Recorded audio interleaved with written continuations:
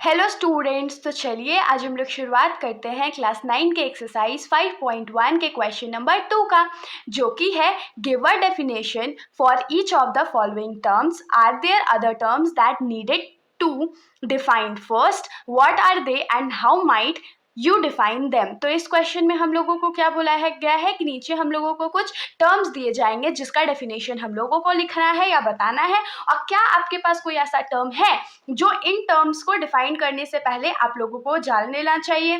और अगर है तो आप लोग उसको लिख सकते हैं, और कैसे आप डिफाइन करिएगा उसको वो भी आप लोग लिख सकते हैं। तो देखिए, अगर आप लोगों को कोई ऐसा वर्ड्स या टर्म्स हार्ड लगता है तो उसके बारे में आप लोग यहाँ डेफिनेशन लिख सकते हैं। बाकी आप लोग इसको डायरेक्टली भी क्वेश्चन सॉल्व कर सकते हैं। जैसे कि जो पहला टर्म हम लोगों को डिफाइन करने के लिए दिया गया है वो क्या है, तो पैरेलल लाइंस। तो ये तो बच्चा बच्चा जानता है कि पैरेलल लाइंस क्या होते हैं। तो पैरेलल लाइंस वो लाइंस होते हैं जो कभी भी एक दूसरे को इंटरसेक्ट नहीं करेंगे, उनके बीच में जो डिस्टेंस होता है वो हमेशा कांस्टेंट होता है। तो हम लोग यहाँ पर क्या लिख सकते हैं इसका डेफिनेशन कि पैरेलल लाइंस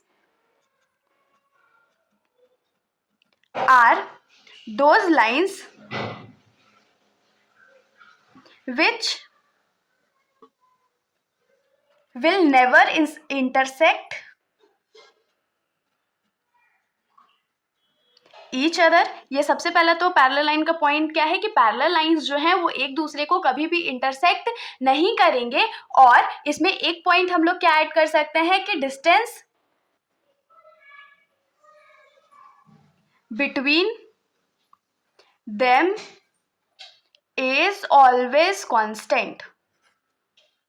तो यहाँ से हम लोगों को क्या पता चल गया कि पैरेलल लाइंस क्या होते हैं। तो पैरेलल लाइंस वो लाइंस होते हैं जो कभी भी एक दूसरे को इंटरसेक्ट नहीं करेंगे, चाहे उसको हम लोग कितना भी ज़्यादा प्रोड्यूस क्यों ना कर दे, और उसके बीच में जो डिस्टेंस रहेगा वो हमेशा कांस्टेंट रहेगा। कभी ऐसा नहीं है कि एक बार 1 मीटर का डिस्टेंस है दोनों लाइंस के बीच में और दूसरी बार जो 5 सेंटीमीटर का हो जाए, ऐसा कभी भी नहीं होगा। अगर शुरू में 1 मीटर का डिस्टेंस है तो लास्ट तक वो 1 मीटर के डिस्टेंस पे ही रहेंगे। जो सेकेंड टर्म हम लोगों को गिवन है डिफाइन करने के लिए वो क्या है, तो परपेंडिकुलर लाइंस। तो परपेंडिकुलर लाइंस क्या होता है, जल्दी जल्दी कमेंट सेक्शंस में बताइए। तो परपेंडिकुलर लाइंस वो लाइंस है जो कि 90 डिग्री पे इंटरसेक्ट करते हैं या राइट एंगल पे इंटरसेक्ट करते हैं। 90 डिग्री तो आप लोगों को पता ही होगा। मान लीजिए एक लाइन था, उस पर एक लाइन और आ गया, और यहाँ पर अगर एंगल जो है वो 90 डिग्री का बन जाए तो ये दोनों लाइन जो है वो आपस में क्या हो जाएगा, तो परपेंडिकुलर लाइंस हो जाएंगे। तो हम लोग यहाँ पर लिखेंगे कि perpendicular lines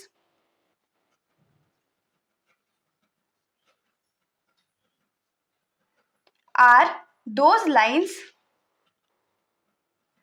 which intersect each other. इसमें सबसे बढ़िया बात क्या है कि ये दोनों आपस में इंटरसेक्ट जरूर करेंगे। विच intersect each other at right angle. अब 90 डिग्री को आप लोग राइट एंगल भी बोल सकते हो, नहीं तो 90 डिग्री भी उसको लिख सकते हो।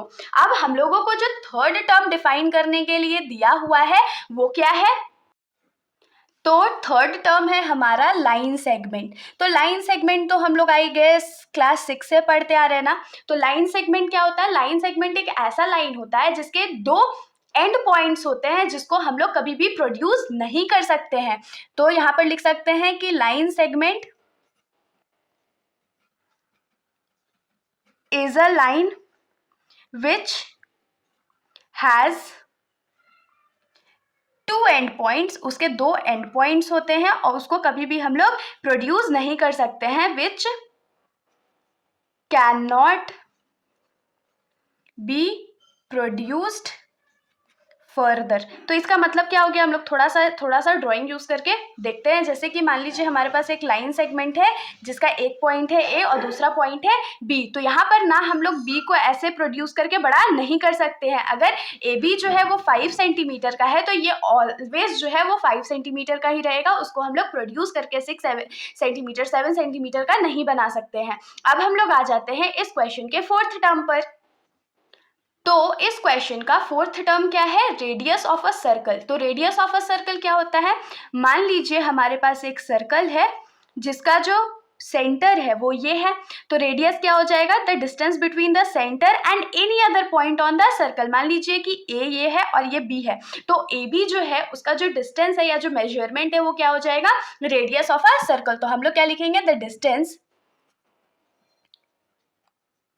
Between the centre of a circle and any other point, किसी भी एक पॉइंट पे हो सकता है, any other point on the circle is called as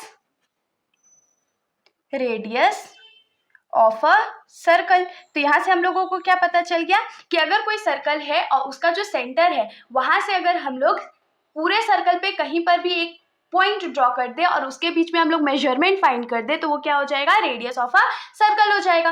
अब हम लोग आ जाते हैं इस क्वेश्चन के 5th पार्ट पर। तो इस क्वेश्चन का जो 5th पार्ट है उसमें हमारा जो टर्म गिवन है वो है स्क्वायर। तो स्क्वायर जो है उसको हम लोग कैसे डिफाइन कर सकते हैं, तो स्क्वायर सबसे पहले तो एक 2 डायमेंशनल फिगर होता है ना, 2 डायमेंशनल फिगर जिसके ऑल द साइड्स जो हैं वो इक्वल होते हैं और जितने भी एंगल्स हैं वो 90 डिग्री के बराबर होते हैं। तो हम लोग यहाँ पर लिखेंगे कि square is a 2 dimensional figure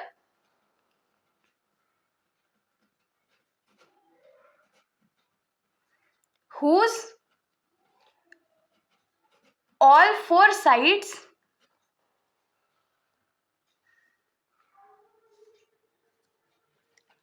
are equal and also all angles formed at its corner